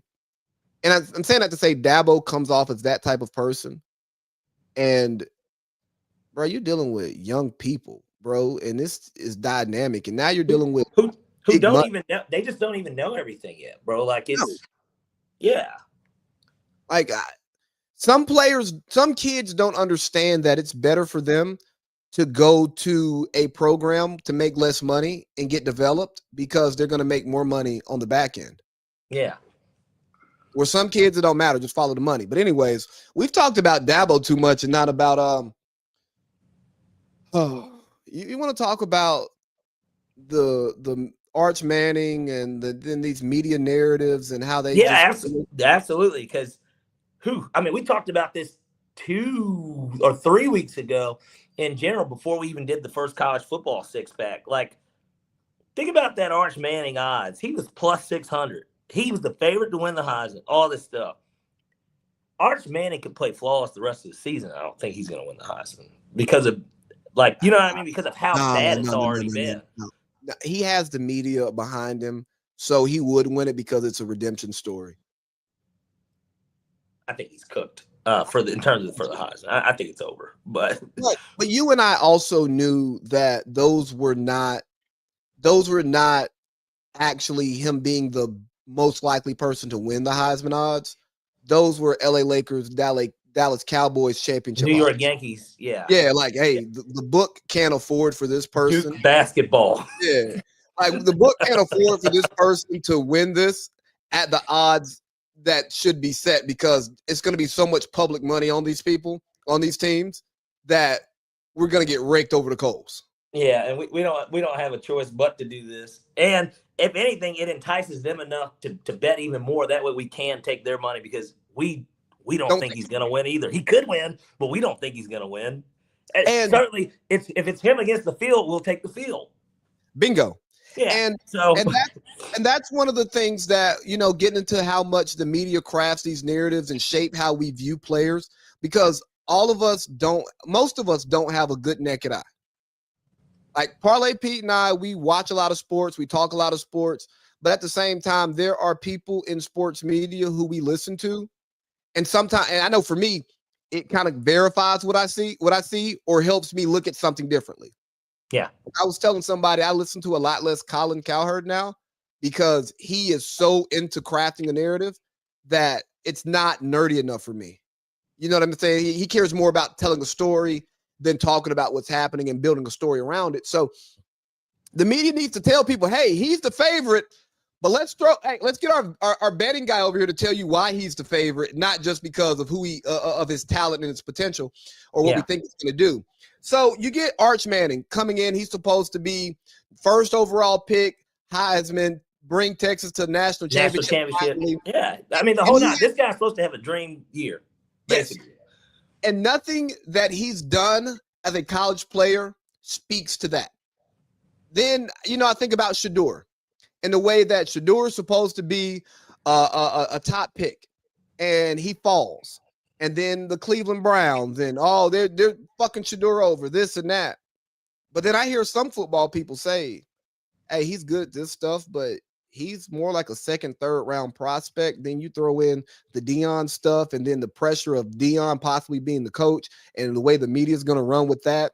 And then the way he carried himself in the interviews and how he felt like he was picking us. We aren't picking him. He's not good enough to do that. So we turn off of him, right? Then like with Angel Reese. Angel Reese is good at what she does, but her star shines brighter than her talent is good today. And I think that we get all of these different narratives that shape how people view, but also gets in these players' heads, whether they're believing it or whether they're fighting against it. And I think it fucks with their confidence and their growth and their maturity. I don't care what the media says about Aaron Rodgers. I don't care what they say about Patrick Mahomes. I don't care what they say about LeBron James, Steph Curry.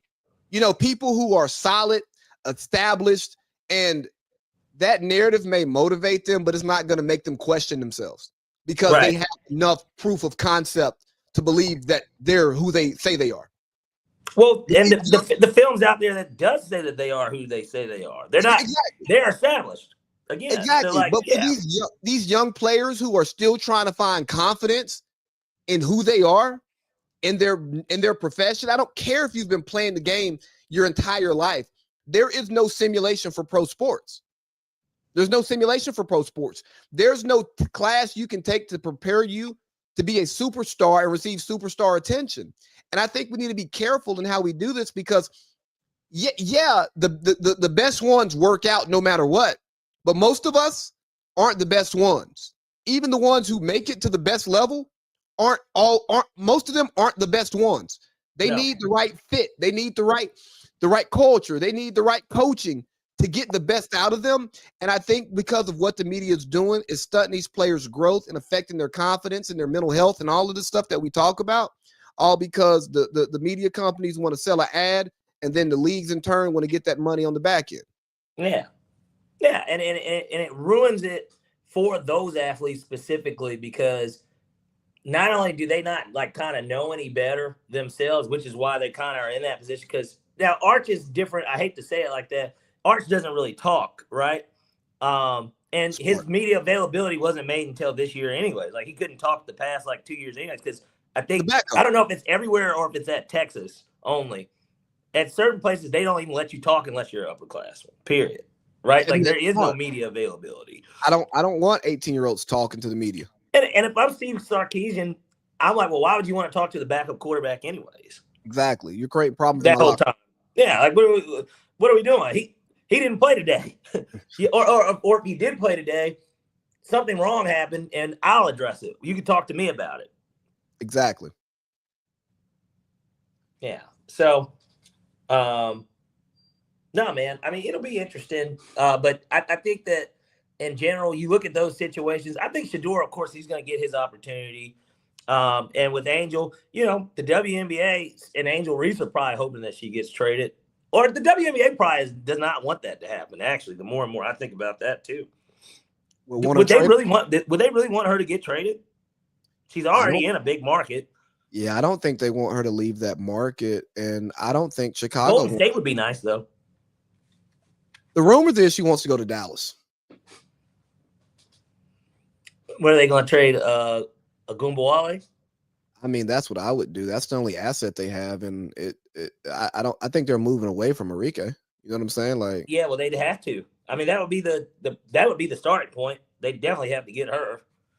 Yeah, probably pick some picks too. Not that Angel's worth that, but just in terms of jersey sales and yeah, we're losing money. Right.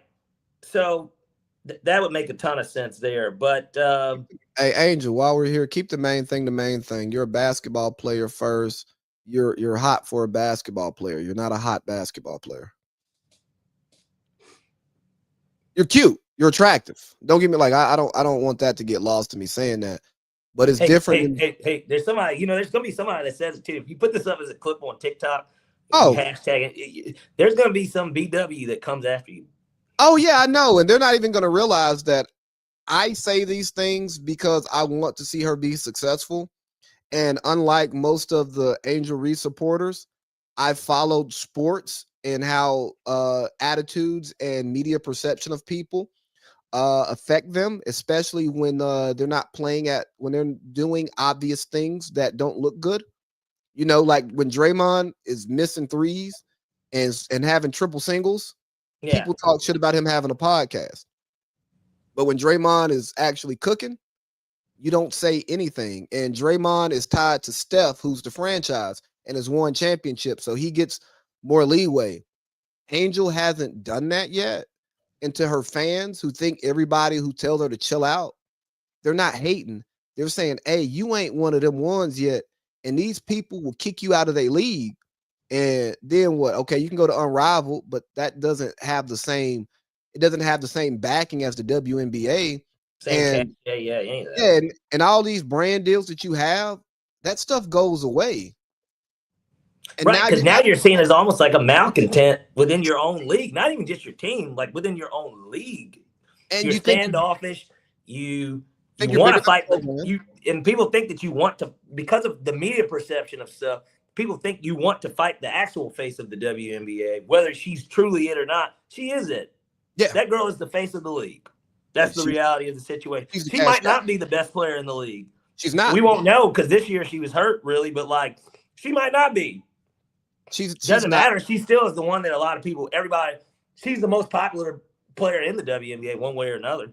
Most popular player in history. Yeah, like, I mean, in gender, period. Yeah, I mean, she got y'all off the Greyhounds and flying private. You know what I mean? Like she. And then they'll paint her as the angry black woman, and then you'll feed into those angry black woman stereotypes. And then people who don't understand your personality type are going to cast you as an angry black woman. Yeah. And we don't do that. But we're going to call stuff out, and then we're going to make jokes and talk shit because it is what it is. And as a man, you know, on my Whitlock shit, because that segment he did on the eye candy, that was cringy. You know, it's crazy because I'm like, but I feel like with that, he was feeding into he's to what he had already done. Yeah. And people thinking that it was like funny but true. Yeah, yes. You know what I mean? I like the segment. I like him doing it, but listening to it was cringy. But Angel, I promise you, you don't want to not be the WNBA player that's hot, the hot WNBA player, or however I said that shit earlier. Yeah. And have to compete with the chicks who are just hot. Well, because it's not fair. It's actually not even an even playing field for something like that. Just like if we were telling the hot chicks, like, well, let's see if you can play basketball. Exactly. Like, nobody cares because that's not what we're here for. But looks-wise, if we're going to do that, that is what we're here for. It's not fair. And Angel looks the same on and off the court. It's not like, you know, stud butt over here who's study on the court and then gets dolled up, and it's like, ooh, boy.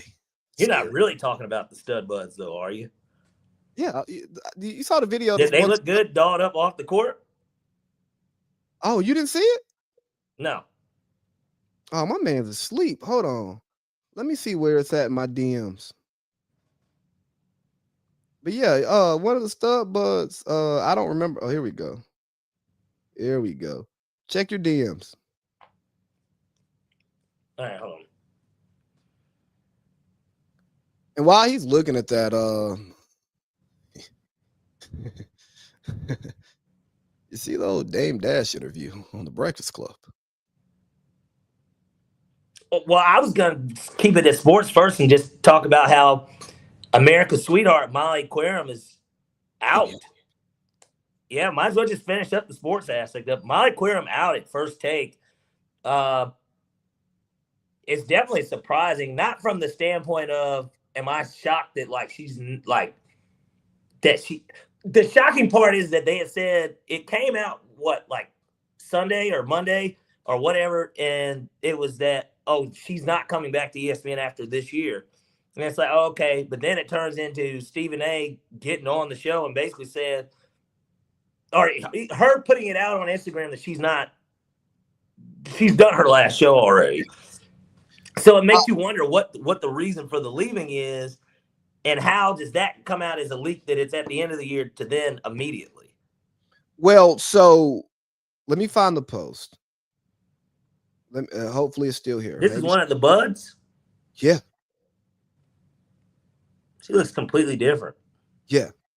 So yeah, Molly had a post, and essentially what I took from the post was that that story wasn't supposed to get leaked. And then once it got leaked, she said, fuck y'all niggas, I'm out of here. I'm not coming back. And listen to Marcellus Wiley. They lowballed her. They gave her the hey, quit contract. Okay. And I believe that, and just seeing the direction that they're going, seeing how they're putting Peter Schrager to work. Oh boy, they are working. They're working Peter Schrager. They told Pete when they got him from NFL Network, they're like, so look, you're going to get the complete opposite deal of Troy and Joe. They're like, you are the car wash guy. Matter of fact, you're the damn manager at this point. You're working Sunday morning, Sunday night, Monday mornings, Monday through Friday. Just book it, and we might send you, and we're gonna send you on the road to Monday Night Football. Yeah. So Saturday's gonna be your free day, buddy. Exactly. So when you start thinking about the figures you have to pay out to those people, Molly only does one thing. Yeah. And she's at the top in her industry. So you know she's making millions. Well, and Whitlock made a good point, though, of what he thought, because it is kind of like, could she be pivoting to just do, news as opposed to sports news, right? Like, I think she has to, though. I don't think that would have been her choice. Because she's not going independent. Who the fuck wants to listen to her? I know. That's what I'm saying. So she's not going independent. But could you see her as Good Morning America? Maybe. Yeah, no, I could see her doing regular daytime news. Yeah. I'm not going to predict what she's doing. I'm just more interested in talking about the business of her leaving.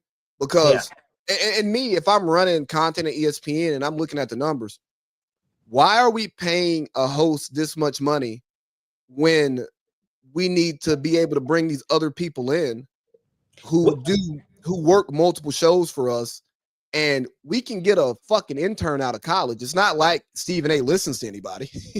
You know what I'm saying?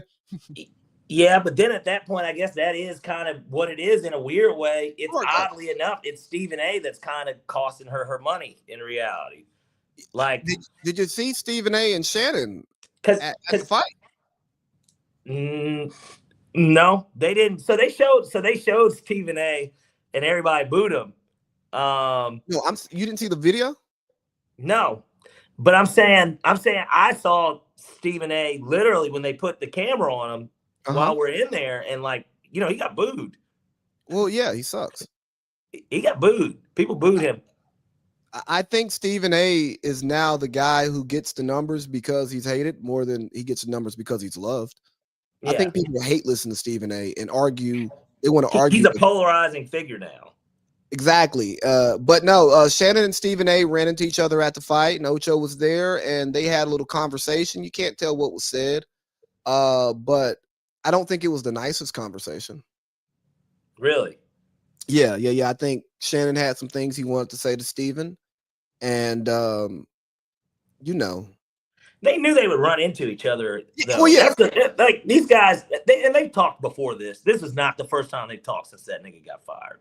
I don't believe that. I'm not going to say that because they didn't have a relationship until Shannon was a free agent looking for a job, and Stephen A., the black voice in sports, the executive producer of the #1 show for 10 years, 11 years on ESPN and ESPN2, could just offer that olive branch to his brother Shannon to help pull him up like Stephen A. does. That's why he brought in Cam Newton. Again, he's giving brothers opportunities. So, I ain't saying Stephen A. got rid of Shannon or Molly, but he didn't try. Again, if he wanted to make the call, he could have made the call. Yeah, but hey, man, we got 30 more minutes, and there's some culture stuff that we should probably talk about. I'm going to see Cardi B on Monday. I know you're pretty pumped about that, right? She's pregnant, right? Yeah, I know. With Stephon Diggs' child this time. Congrats to her. Yeah, congrats to her, man. She does not want to be an artist.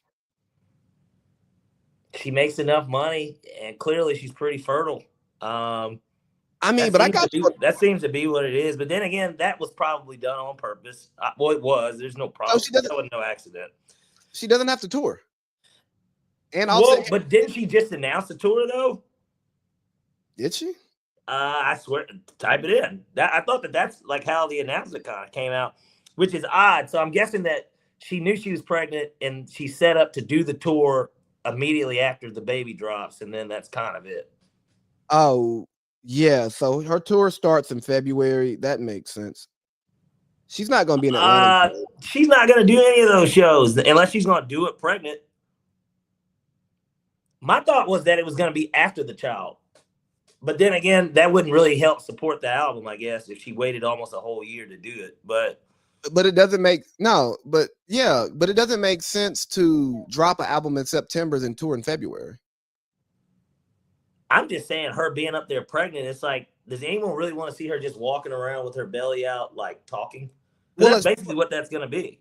Well, as pregnant as she looked coming out of court, and it's September, October, November, January, February, that's 4 months. If she's about to go on tour, that means she's going to already have pushed that baby out by then. So then she's super pregnant right now. See, yeah. I didn't know that she was super pregnant right now. I don't pay enough attention to her stomach when I see her to pay attention to that. Yeah, I didn't notice it. That's what I'm saying. That's why I'm like, oh, I didn't know. Like, but I'm looking forward to the album that's coming out Friday. I'll be up midnight listening to that on Thursday. Shout out to Cardi B. Getting a Young Thug album too, I thought. I saw on the internet it got pushed back a week, which smart. Is smart. On his end. Yeah, nobody should go head to head against Cardi. I wouldn't. Yeah, it's just a bad first week for you. Even if she doesn't do what people think she may do, yeah, she's still going to do more than Young Thug. Oh yeah, and you want that #1 album week 1. Yeah, no. There's no doubt about that. Dame Dash, he was responsible for some #1 albums. Whew. Yeah.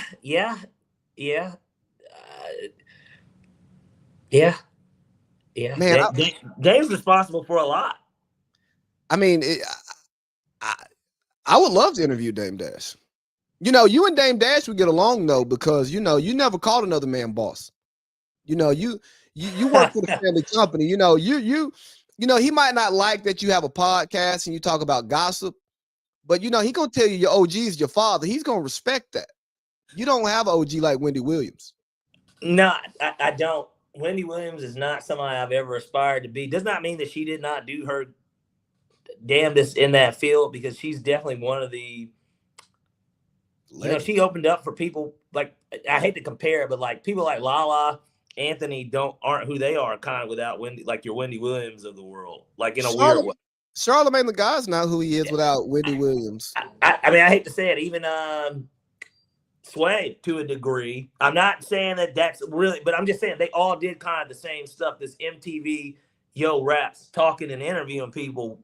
I don't think Joe Budden is who he is without Wendy Williams, because Wendy Williams is proof of concept that you can do urban black gossip and attract a national audience. Yes. Or actually not just attract a national audience, but actually like mobilize that national audience, because she goes from being a radio person to having a nationally syndicated television show that, that was my introduction to Wendy Williams, the Wendy Williams TV show, not the radio, because she wasn't on V103. No, exactly.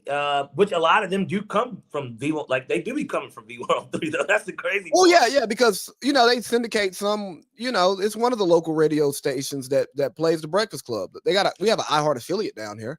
Did you know that speaking of Lala, did you know that she went to Redan High School? Yes. I did not know that. And that Swiss Beats apparently went there too at one point. Didn't know that Swiss Beats went to Redan, but I knew Lala went to Redan. I did not know that. Wow. Shout out to Stone Mountain. Anyways, I didn't know. I swear I didn't know that. Hey, but from watching that Dame interview, how do you think we're doing an in-person interview and there's like hostility with us and the guest, or one of us and the guest? Like, how do you think if I had hostility with an interview with the guy we were interviewing, and I was throwing in the little jabs like Charlamagne, and you as my co-host know that I'm actually frustrated? Yeah. Because Charlamagne was visibly frustrated during that interview, because he was trying to get jokes off that weren't funny just to make a joke. Yeah. And Dame was cooking him, even though Det Dash was funny. And what was it? Det Jam Records. Those were funny. Yeah. A lot of the jokes. Det Jam. Yeah. Like how would you handle that? Oh golly, let me not sit like that. I'm getting my comfortable position like you. I'm talking to a woman. Well, if first of all, the one thing that stood out to me probably more than anything was that, and I knew that he was hinting at it before he said it.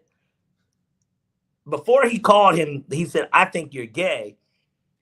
he said it even while setting up the Wendy Williams jab to a degree. Yeah. He was setting it up to basically, he was already calling him gay without calling him gay. Yeah, it was. But then because he kept like trying to like talk over him and stuff, and then he's looking at him, and then Dame started going back into his memory bank of, man, I ain't never heard this nigga talk bad about Jay-Z. But he'll talk bad literally about anybody else but Jay-Z. And then he just starts to think about, what is your relationship to Jay-Z? Why don't you say, why is it that he can do no wrong, but we all can, basically? I probably, if I'm Charlemagne, you don't end the interview, though. You can't do that. I'm at, like, ask if you're frustrated, though. Like, I'm saying you're envy. I'm Charlemagne in the interview. Right. How, like, what would you do? I try to repurpose and focus the questions on what we're really there to talk about. So you wouldn't lean into my jokes? No, I would, but I'm saying, but in general, if I start to notice that tensions are rising on both ends, and like now it's getting childish, because that is basically what it turned into. It's starting to just get childish. I mean, I'm like, you know, I hate to say it like this. It's like, man, we're running a fucking radio show over here. You know what I mean? Like, I would want to get it back on topic to business. Like, I think it's great to have those moments, because they have them like just on that show in general. They just do. And I guess they were maybe overdue for one overall. Yeah, but at the same time, it is still a platform where you're, you know, supposed to be interviewing this man and asking him about whatever it is, whether he truly is the new face of Revolt or whatever, like, or whatever they got going on, even with that. It's just interesting. Yeah, no, there are a few things that I took away from it. For one, Dame went up there with an agenda. He wanted to get some jokes off. He also wanted to get a point across. I think that his approach and his demeanor makes it very difficult for flowing conversation, because he doesn't want to get cut off at any point. In an interview, sometimes you got to cut them off because they'll go too far in left field. And that's also kind of what happened there. Yeah, and he was cutting people off because, again, he came up there with an agenda. And I think one of the keys to being a great interviewer is allowing the interviewee to flow while also still steering and controlling the conversation. And that didn't happen. And then it gets into the petty, you know, like calling him broke. And then he's like, yeah, but my house is bigger than yours. And and that's what I mean. It's just childish. Like, it's childish, yes. But if you're up there to kind of explain to some, like, clear the air with some people who've been speaking on you in a way that you feel is inaccurate, your point in saying my house is bigger than yours is, hey, dog, I'm living good. You know how much you pay for your house. My house is bigger than yours. I pay more for my house, or more in my market. I pay a higher percentage in my market than you do. So don't call me broke. You know, and we talked about not having money and like, hey, man, my kids went to college for free. My kids have houses. If I owe the government this much money, and his daughter's got his own she's on her own TV show. Right. If I owe this much money to the IRS, it's got to come from somewhere. You know what I'm saying? Right. Or if I owe this much in child support, they are deriving this figure from something. So just because I don't use my money the way that y'all do, to me it sounds like he just keeps his money in motion and in business accounts so he can cover his expenses while not having to pay everybody, and taking money out of accounts and opening up. Come on, tell us what you really want to say, Lee. Come on, we already spoke about it in pre-production. Oh, I think he's a scammer. There you go.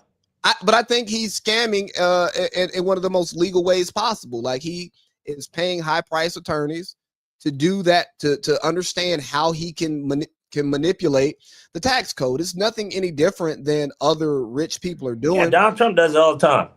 Yeah, but they're not like prior to him being president. He was doing it a lot. Yeah, but like these, and he made the comparison to Trump in the interview, and we just don't have these figures in Black culture who do things that way.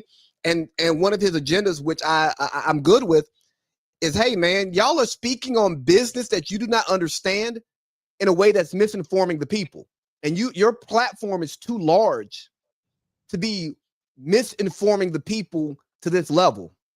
It's spewing out that type of stuff, because at that point it does. I can understand where he's coming from. It can kind of turn into ignorance, right? Like, exactly.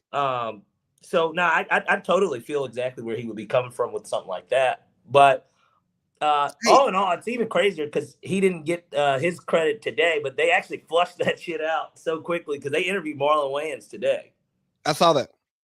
Yeah, I didn't watch it. But hey, one last thing on this Dame thing.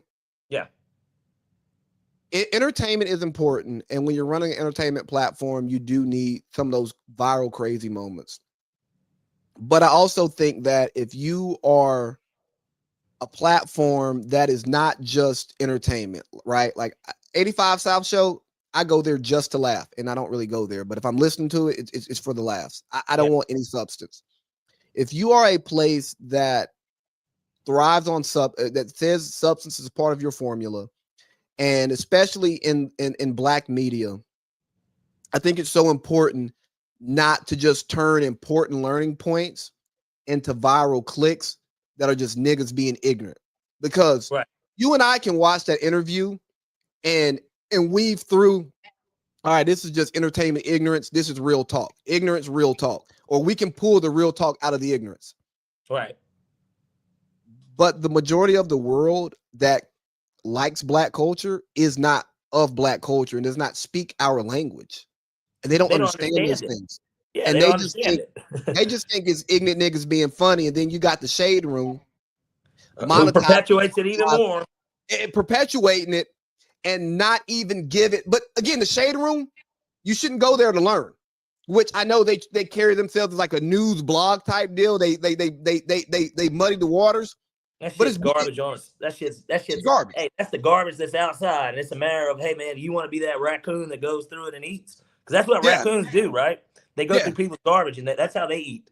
Yeah. They go through my anytime. So if you want to be a raccoon, then the shade room's for you. You know what? I like what you did there. That was You like that, right? I didn't say anything about anybody, but that's what raccoons do. They eat out of garbage. Hey, can we just really quickly while we're halfway serious and like 3 minutes quickly? Talk about the travesty that happened at Delta State. I don't have many details because that's too much for me.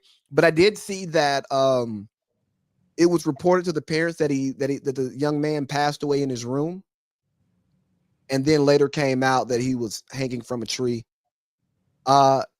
Maybe suicide, I don't know, but the idea of a Black person hanging from a tree in Mississippi, especially right now with some of the racial stuff we have going on in the country and some of the things that we think may be distractions from bigger things like the Epstein files, it leaves me uneasy. Right. And that's it. That's all I got. It's uneasy. It's tragic. It's sad, but well, wait, clear that up for me. So it was originally reported that he passed away in his room, and then it went to he was hung, or did his parents come out and say no, he actually died in his room? He was not hung. What the university, police, whoever disclosed to the parents was that he passed away in his room. But that's not truly what happened. No, he was hanging from a tree. So. Well, there goes a lawsuit right there. Yeah. Delta State, they might be getting ready to try and join up with Mississippi Valley or something, because if you lied about something like that and trying to say that something like that, versus because they have to think that an autopsy was going to be done anyways. So I don't, because unless they told them he hung himself like in his room, which. I don't remember there being, I guess, did we have fans? I don't think we had fans. We didn't have fans at Morehouse. So I don't know if they would have them at Delta State, but it's kind of harder to hang yourself from something, especially if there's not at least a fan in there. True. And I wish I would have known where I got this from so I could cite the source, because if it's a cock source, like throw out everything that we said. No, I'm just being honest, because I'm with you. you get stuff you get stuff from places and you look and see the interaction with the page. and you try to give it some level of validity, but I don't know, man. There's something else we got on the list before we get to the picks. Oh, tell me about Vegas, man. Like, how you doing? We hadn't talked. The fight was awesome. I think so. Just as a disclaimer for anyone that watches this, I do not pay for fight tickets, guys. That MGM does it for me. Shout outs to the great people at MGM, especially my rep, Sarah. Sarah, you're awesome. I know you're probably not going to see this, but if you ever do get to see it, just know that I'm giving you your flowers because I do appreciate you for all that you do for me. But it was awesome. I didn't get the seats that I wanted, so I was sitting kind of up top, but honestly, didn't bother me. It was kind of really cool view, to be honest with you. But I was in the nosebleeds, no doubt. Anyone that follows the page would have seen that I did post it. So Follow, watch the Winning Pod on Instagram, YouTube. there we go, guys. And it's right there across the bottom. And also, you should subscribe to us on YouTube, Spotify, and wherever else you get your podcasts from. But no, all in all, it was awesome. The fight was great, obviously. We all kind of backed Terrence Crawford on this one, or at least I know I did. I felt pretty good about his chances anyways. It was a little shocking anyways that, they kind of just, didn't, I don't know. They didn't have it set up anywhere else. But I enjoyed it thoroughly. It was great. It was great. It was truly a great experience. And yeah, I enjoyed it. But Vegas itself is always an awesome time too. There's that aspect of it. But yeah, good time. Good time. Lee's got me over here trying to kind of pull through here while he's getting his stuff together. Somebody tell this man. My bad, man. When I walked out to get my notepad, I accidentally unplugged the microphone, and then it had me muted, and my mouse all the way up there. But we're back. Ooh. Yeah, but all in all, good time. Obviously, I won like $200 off this like Hispanic dude that was sitting next to me. I actually have his Instagram. I wonder if I should add him. Maybe I should, because then I can kind of add him if we clip that up. But yeah, quick $200 off of him. It was pretty easy, but nonetheless, yeah, it was good. It was good, and I wasn't surprised that Terrence Crawford won. I was somewhat surprised, but I was pleasantly surprised. As I said on this show, I picked Canelo because I didn't think Terrence Crawford would be able to bump up in weight and win like that. But again, pleasantly surprised, and I had some great commentary on the fight that you'll never hear. Yeah. So, but you said real quick, because we do have a little bit of time, because I'll speed through the picks. So yeah. Because I don't like to do the editing at this point. But yeah, you said there was something wrong with the commentary. So what was wrong? Because didn't Kellerman do the fight? Oh, yo, Kellerman was fine. The play-by-play was great. Okay, good. I mean, obviously, I only see him at the end, when they do the winner. So I don't see it anywhere else. Yeah. So boxing, unlike, football, baseball, basketball, it's a combat sport. And, similar to football, but again, there's a lot more people who are known and play football because it's a team sport. Yeah. The wear and tear of the game can have an effect on you and your motor skills and your speech. It just sometimes it takes things longer to get from your brain to your mouth, and into the microphone. Right. And hey, boxing, I know you got your greats, you have your legends, but a lot of those guys got their ass kicked for a very long time, whether in training or in their actual fights. And it's a tough listen when you have a boxer speaking like a 3-year-old where they're looking like you can hear them buffering, kind of like I am right now, because I don't want to say exactly what I want to say. But no, really, dog, we got to get some better boxing commentary. Max was great. I got one little knock on Max, but for the most part, Max was great. But golly, it took so long to get the color commentary to fill in the blanks and not giving as much detail as we'd like to hear, because there's only so much time. And I get you're doing your best, and once you get in that seat, it's not your fault. It's just a product of the career you chose. But maybe we need to get some boxing coaches. Maybe we need to get some boxing media, some guys who really know boxing. Maybe they were amateur fighters and it just didn't work out for them. Guys who aren't household names. So who called it with Max? I don't know and don't care. He wasn't good. He wasn't good. I'm just saying, dog. You know, I appreciate a coherent flow, and the thing is, we don't care about the commentary, the name of the commentator in boxing, because we're paying for this fight. Yeah, because of the fighters. We're going to be here either way. It's not like a football game where you can choose between two channels if it's not a standalone game. Yeah, So and I was told, and obviously, you know, that fight, it didn't start till about 1 a.m. We were thinking it was going to start at midnight. No, it was a late start. Yeah, it was super late. It was well worth the wait. Oh, absolutely. And Max, the one thing I didn't like that Max did was they're in the ring and he tells Bud Crawford that he is the GOAT of this generation.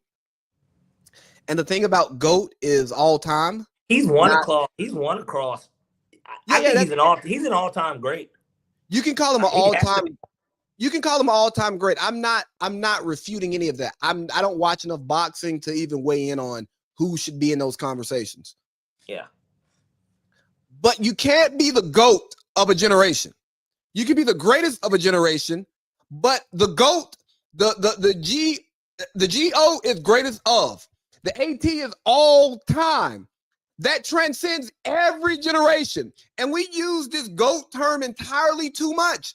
You can't say he's a GOAT. You can say he's a great. You can say he's a legend. She's a legend. But you can't say a GOAT, because when we're talking about all time, there is only one GOAT. Now, if you say this person is the GOAT in basketball, the GOAT in football, the GOAT in baseball, but there's only one GOAT in sports. There's only one GOAT in a singular sport. You can say Bud Crawford is the GOAT from Nebraska, or he's the GOAT from whatever training pipeline he came through, or he's the GOAT of his weight class. You know what I'm saying? His story's awesome too, by the way. Yeah, man, he got shot in the head and drove himself to the hospital. But you cannot. And then his girl, he's been with this girl. He's got like 4 or 5 kids with her. Oh yeah, you know, he is honestly everything that people don't like about, like, that they don't want like people to see. Yeah, they don't want to see all that nigga shit. He's a hard worker, dude's just from Nebraska. You know what I mean? It's like, I don't know. I like the story. I'm glad I bet on him, and I'm glad I picked him to win. But you know, speaking of betting and picks, Parlay Pete, you know what I think it's time for? A little college football 6-pack. Ladies and gentlemen, it is time for Parlay Pete's college football 6-pack. 666. All right. So again, we're always going to kind of abbreviate the college picks. I mean, we could give you a little bit more, but everybody gets to kind of listen. So we'll just start off. Oregon State at Oregon. Tough backdoor cover on Oregon, by the way, last week. It was brutal for me, but nonetheless, I like Oregon's minus 34.5. Oregon State is not a good football team. They're going to really thump them. Next, you got Georgia State at Vandy. A little get-back sex opportunity for Vandy. Give me Vandy minus 27 at home. I think they're clicking on all cylinders. And Diego Pavia's mom has got a date with Theo Vaughn, apparently. We'll see about it. Next, you got West Virginia at Kansas. Pretty inspiring win by West V last week. I like them to cover at Kansas, plus 14.5 West Virginia. Next, UNLV at Miami, Ohio. Don't really understand why, but UNLV is only like a 1-point favorite, but we're just going to take them on the money line. UNLV on the money line. Next, you got a good old-fashioned SEC showdown that's one of the newer SEC showdowns. Auburn at Oklahoma. Give me Oklahoma money line. I think Mateer really should maybe be at the top of the Heisman list. And then finally, we got South Carolina at Missouri. This is honestly contingent on Sellers playing, but this is why I'm not going to take them on the money line. If he's playing, you take South Carolina on the money. If he's not playing, take him on the points. I still feel like they should cover. So plus 10.5, South Carolina, contingent on Lenore Sellers. All right, so we got Oregon minus 34.5. Yep. Vandy minus 27. Yep. West Virginia plus 14.5. Yep. UNLV on the money line. Yep. Oklahoma on the money line. Yep. South Carolina plus 10.5. If Lenore Sellers is out, and South Carolina on the money line if he plays. There you go. All righty. Ladies and gentlemen, it is time for Parlay Pete's NFL 6-pack. I think we all love how epic you are for this part, Lee. But nonetheless, let me go through these really quickly. Seriously. Arizona Cardinals at San Francisco 49ers. Have no idea why the Cardinals are kind of this big of a dog. Give me the Cardinals on the money line. Next, Denver Broncos at Los Angeles Chargers. I like the Chargers minus 2.5 at home. Denver just doesn't impress me as much. But Houston Texans at the Jaguars. Again, I don't think Houston starts 0-3 as bad as – I'm down on C.J. Stroud, by the way. That's why we traded him in fantasy. But let me get the Texans on the money line. They still have a great pass rush, like great defense. Next, you got the Rams at the Eagles. I like the Rams to cover the plus 3.5. I really do. Give me the Rams plus 3.5. Next, Falcons at Panthers. If we lose this game, I'll never touch a Falcons game again. Just give me the Falcons on the money line. We're not even going to play around with it. We should win this game. And then finally, we got the Monday night game, Lions at Ravens. I like over 53. I expect there to be points scored. All right. So we got Cardinals on the money line. Yep. Chargers minus 2.5. Yep. We've got Texans on the money line. Yep. We got Rams plus 3.5. Yep. We got Falcons on the money line. Yep. We got Lions at Ravens over 53. Yeah. I expect there to be points. If you like it, I love it. And when you love it, that means it's time for Lee's 3. Lee's 3. Lee's 3. Hey, like you keep your pace. It echoes on your end. You keep your pace, and I'll adjust to you. Okay. New Kung Fu Kitty. Wow. All right, so for Lee's 3, I'm going to go all NFL. Okay. When you give me Sean Payton, when you bet against Sean Payton, more times than not, listeners, I'm going against Sean Payton. Give me the Chargers. It gets really hard. Oh, golly. My Chargers minus 2.5. I don't like the Texans going 0-3 either. They could have won that game against the Buccaneers, and I think the Buccaneers are a good team. So give me the Texans on the money line. That's easy money for me. I don't believe in what Liam Cohen's doing down there. And what about Cartersville? He likes to throw picks. Okay. And then we got the Falcons out here, so give me the Falcons on the money line. But hey, Parlay Pete, we're at we got 40 seconds left, 30 seconds left. Anything else you want to say? Not much else here. Super proud of the Falcons. Rise up. Hey guys, hope you enjoyed the show. Hey, Falcons rise up. Hopefully we're 2-1 next time you see us. Y'all have a great weekend. We out.